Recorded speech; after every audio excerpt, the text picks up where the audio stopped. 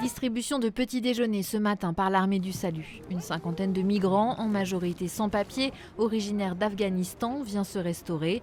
La sénatrice Esther Benbassa échange avec eux. La plupart a passé la nuit dehors. Il n'y a pas argent, il n'y a rien, là, il n'y a pas de chambre pour dormir.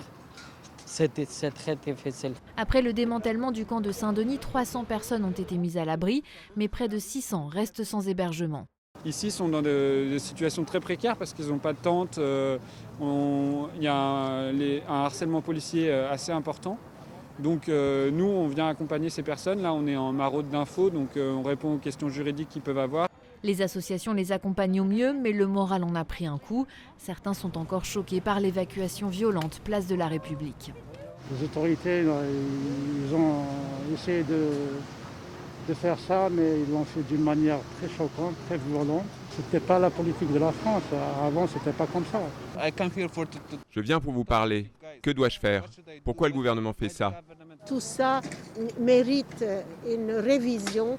On met beaucoup d'argent dans le budget asile, immigration et intégration sur la répression des exilés, mais pas assez sur l'accueil. Un peu plus loin, ces migrants ont accès à des consultations médicales proposées par Médecins sans frontières. Les douleurs, c'est essentiellement le parcours migratoire qui est très long, la fatigue, dormir dans la rue, les problèmes digestifs également. C'est lié à l'alimentation qui n'est pas toujours qui n'est pas régulière et qui n'est pas équilibrée.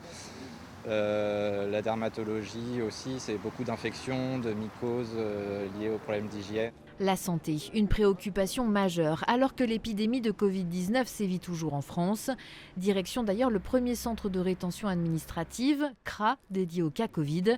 La sénatrice écologiste de Paris veut comprendre le fonctionnement du centre, ouvert en octobre dernier pour alléger le CRA de Vincennes.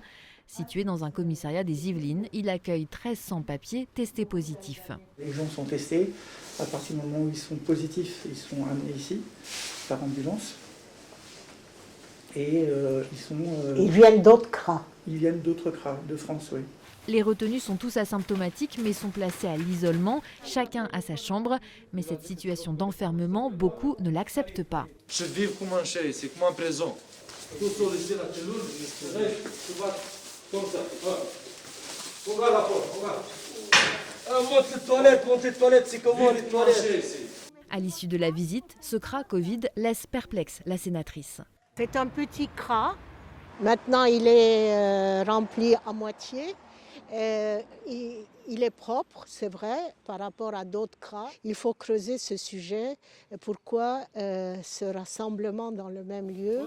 Une fois guéris, ces migrants retourneront dans le CRA dont ils dépendent.